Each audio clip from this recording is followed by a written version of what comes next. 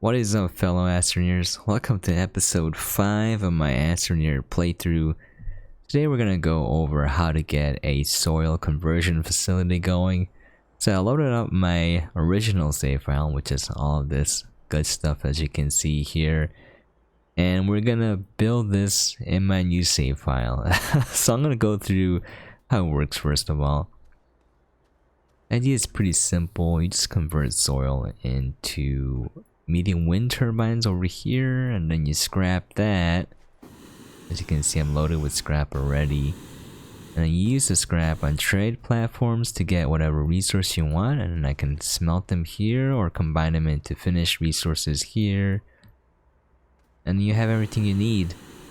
Just keep in mind, this is still slower than mining for the resource directly, but it's handy in that you don't have to leave the planet.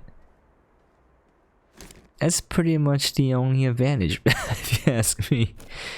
But yeah, let's go over it. I converted to using medium soil canisters because it's a lot easier. It takes away a little bit of busy work from having to rearrange empty canisters, because you're always gonna have two, and I'm gonna show you how it works. It's pretty nifty. All right.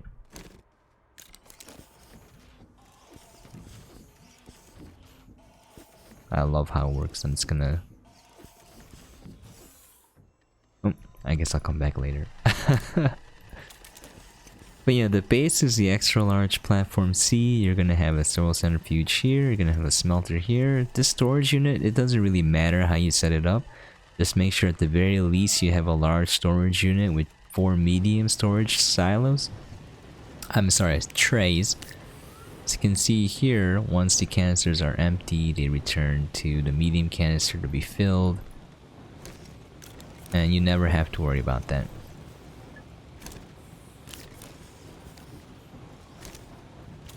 Now, since we're making medium wind turbines, we have the perfect ratio set up. We have 2 for clay, and then 3 set up to produce quartz. And by the end of all of this, you should have an equal amount. Now I might be a little bit off for this run because I had some silos. I mean, the soil centrifuge is full while others were empty, so that's kind of throw off the numbers a little bit, but that's okay. As you can see here, this is really easy. And this is why I love the extra large platform C. You can automate a lot of the process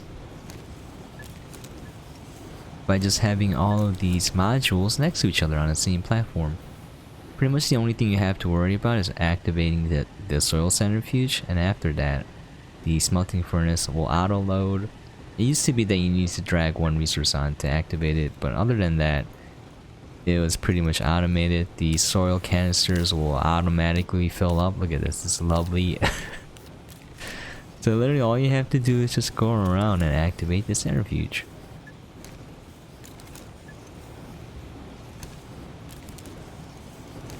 In fact, you don't even have to move if you send it in right in the middle. I made it so that it's accessible from one location.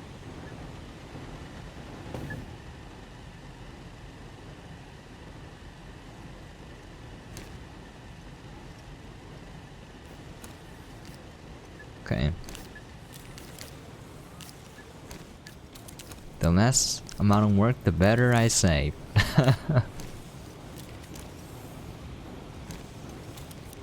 So the reason why I like doing this is sometimes you just don't want to think about stuff when you're playing games. Just want to mindlessly grind. So when I want to do that, I just go on and destroy a mountain. That's right, there used to be a mountain over here that's gone now that I just dug up.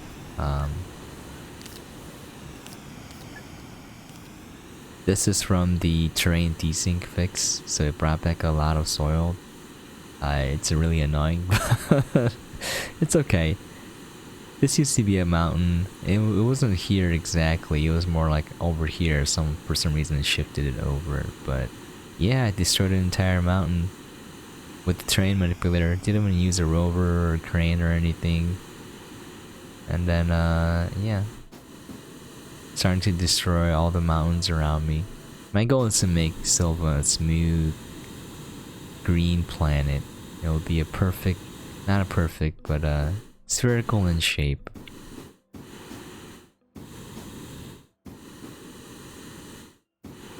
Something a little satisfying about it, calming. Puts the mind at ease.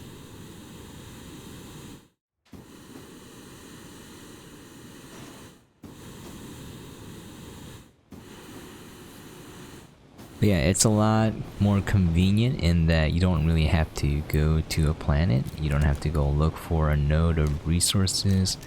If you do mine it, you have to bring it back to your central crafting location. It might be on a different planet. It gets rid of a lot of tasks that you might not want to do in exchange for it taking longer. So it's really up to your personal preference. Also, I kind of like constructing production lines and testing out like how efficient it is in terms of time, material, and the user experience. That's my own version of fun. Might sound a little boring to you guys, but that's what I like doing. I don't want to go for max efficiency in terms of time and material efficiency because it's not fun doing that. it's not fun.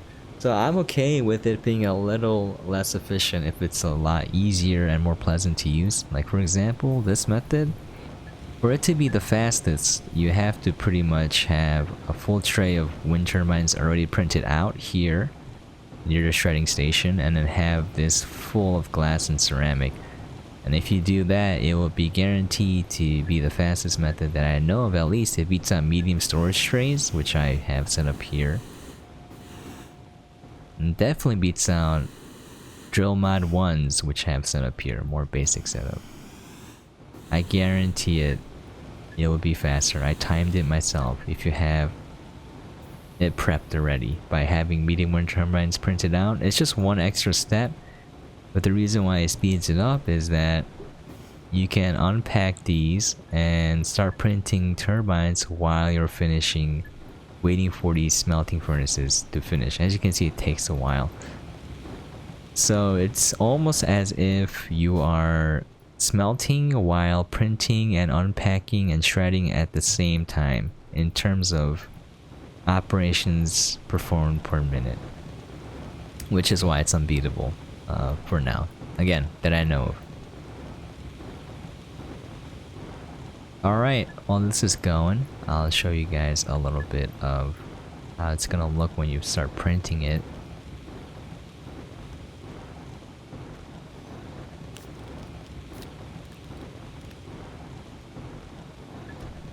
Oh. And then we're gonna go set it up. I know what people are thinking. How boring. I don't care though. You're gonna deal with it. You're stuck with me here. This is what I do.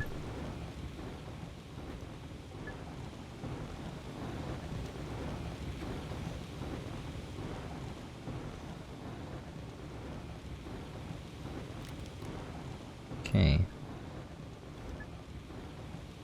It's interesting, the concept of like pipelines and all that for basic CPU construction, like in terms of how it handles operations and whatnot. I learned that when I was in an engineering classes when way back when I was in college, which was a long time ago. I'm gonna get old now. My goodness, time does fly. But yeah, it actually came in handy for designing something like this. You understand why it's faster. I wish that schools would kind of be more creative in application of what you learn, because honestly, the way they teach stuff, you don't really use it at all. That's useless. They don't teach you how to apply that knowledge at all. Alright, here we go.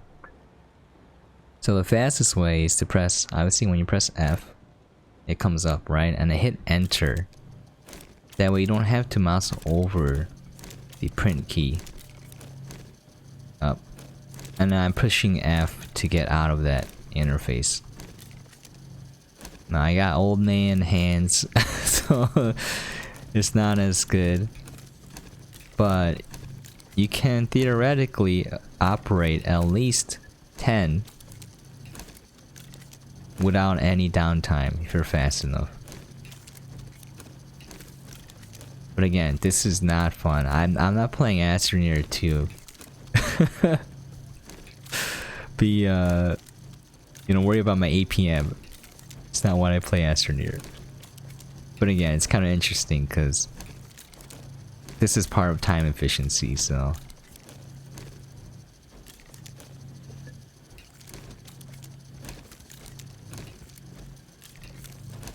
As you can see, this is highly effective.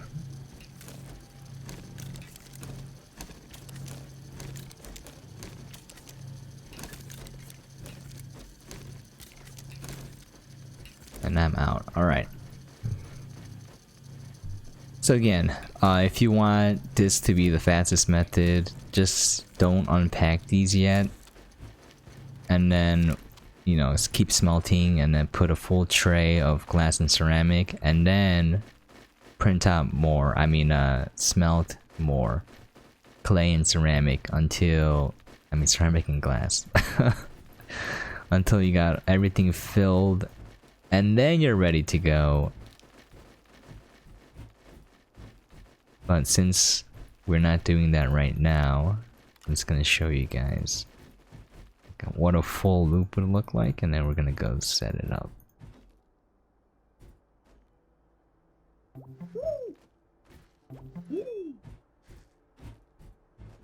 And today's episode, a little less editing. Mostly because I don't have time. I'm a little behind. What I'm doing is, I have a podcast about movies, and we're gonna do 12 days of Star Wars, where me and my buddies go over 12 Star Wars movies. It's practically all of them. The prequels, the original, the new upcoming trilogy. Episode 3? No, episode, was it 9? Yeah, Rise of Skywalker comes out during Christmas, pretty close. We're gonna watch that. And starting on December 14th, we're gonna be releasing an episode in chronological order in terms of movie time. So the prequels, the originals, Solo, Rogue One, the recent trilogy, and we're gonna end on the Star Wars Christmas special, which I heard is really bad. But because of that, I don't think you guys understand how much work that is, because I have to basically watch 2 movies, record 2 podcasts, and edit them and release them every single day for about a week. And that is a lot of time and effort. So the thing is, most of us don't really like Star Wars that much. Me and Barry love the extended universe as well. But Isaiah doesn't really care for it as much, and so we shall see what happens. We hate the prequels, by the way. All 3 of us. We have come to the conclusion that while it's bad, some of the prequels we don't actually hate. We just enjoy watching it. But they're not good. But yeah, if you guys are interested in that, you can check us out. We're the Pointy Hat Cast, and we're pretty much on every platform imaginable. iTunes, Google, Spotify, Alexa. I upload the episodes to Twitch as well.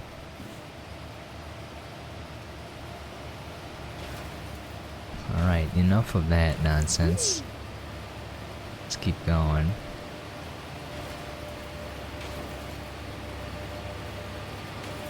The edited format is good in terms of it being short enough and watchable, but it kind of doesn't cover all of the nuances and like technical information that I kind of want to go over sometimes. Which I know is not what people watch this for, but that's what I like, so gonna have to deal with it every once in a while. It's kind of amusing because when I have graphs up, people just skip that part. I can tell by the analytics, or they just stop watching. And I was like, ah, this is... I like doing that though. I like graphs. I like charts. I like data. Alright, now that's done. So basically what we're gonna do here now is we're gonna convert the scrap into any material. Today we're gonna make a little bit of hydrazine because we are out. So I have videos of the production line and like going over the numbers and whatnot. I'm gonna have that in the description below, and I'll link those after the video ends as well. And basically, I have everything set up so that it's pretty much accessible from one location, but this one was a little bit harder because I'll just show you. I can technically grab all of the scrap, but it's a little bit difficult at times. You gotta rotate these. This one you gotta rotate this way. But yeah, what I do is just grab scrap a little bit evenly because I don't want to use up all the scrap in one location. And then what you simply do is you just click the blue holograms and it'll auto load the scrap. Just send them up. Always fill half of it, and here's why. Trade platforms will auto unload. I learned this trick from Robert Lindsay, who learned it from Cardo, I think. So, it comes in very handy. Anything to save time is a great thing. Anything where I don't have to do busy work is great. Alright, let's set these to hydrazine. The chem labs don't auto unload. That's still not fixed yet, I think. It's a minor gripe, but it's okay. Stick some hydrogen there to auto load it when we're ready.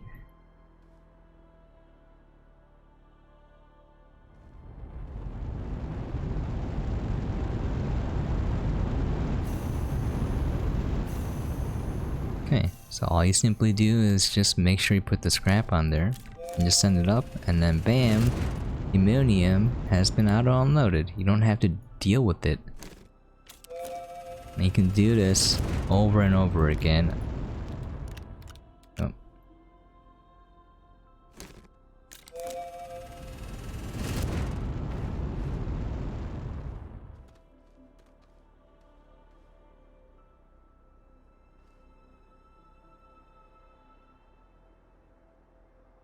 While we wait for that to go, we can start making hydrazine, so you can just simply trade silos. Again, think of moving storage units versus individual components. It's a lot easier. So you can kind of get an idea of how you can like mass produce anything you want. I have... Oh, I should yank these off. Well, let's test what happens. Yeah, it's still broken. Sadness. Much sadness. Okay.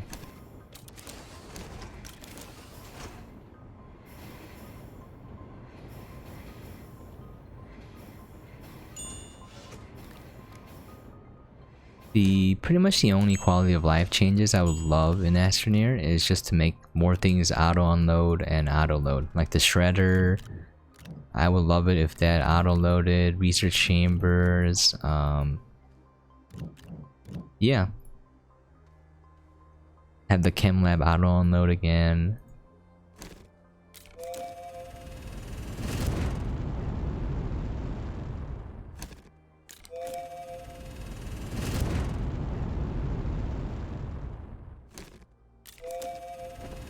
Okay.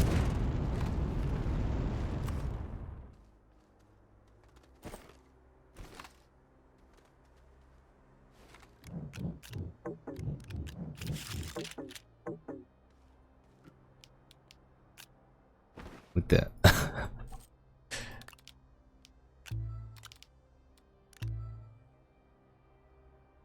Oh, where is my... Oh, there's my white mod.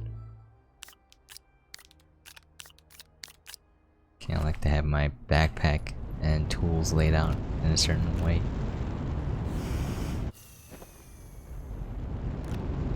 There you go.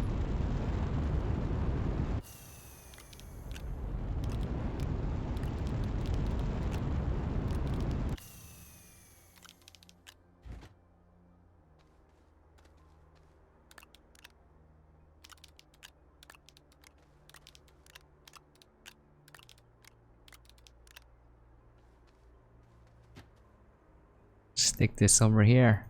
Right here.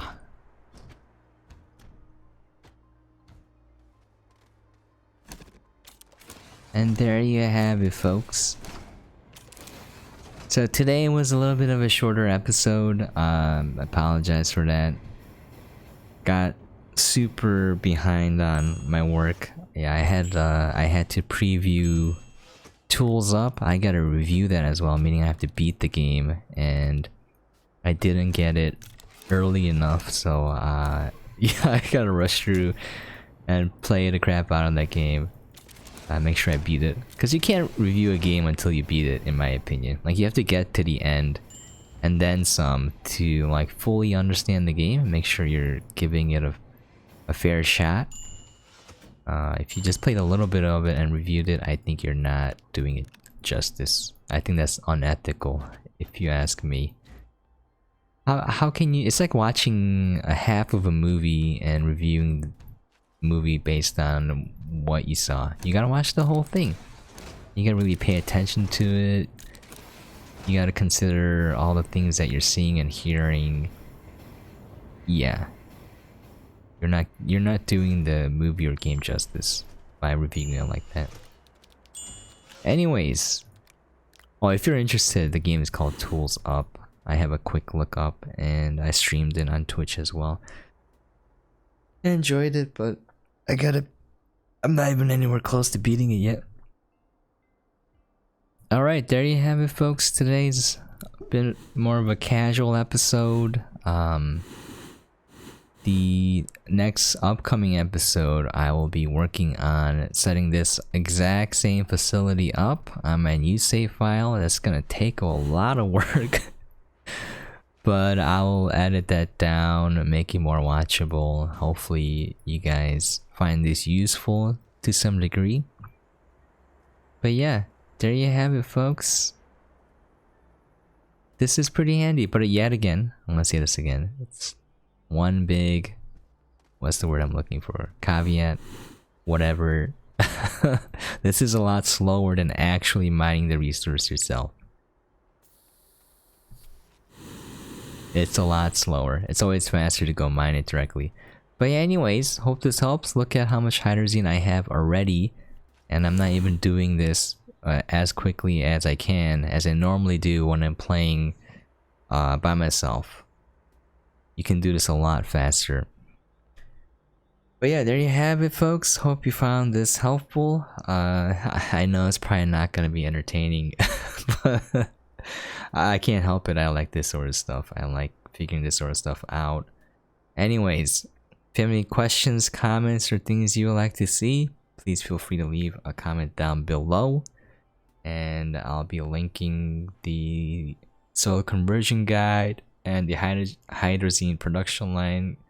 It'll be in the description below as well. And thank you so much for dropping by. I really do appreciate it. Yeah, I don't really deserve all the views and the likes and nice comments and whatnot, but yeah, I really do appreciate it. Makes me feel good. It makes me feel nice inside. Anyways, completely forgot what I was gonna say. I haven't been getting a lot of sleep either lately. That's why I'm keeping this a little more down to earth and a little bit messy. But anyways, thank you so much, and once again, catch you guys next time.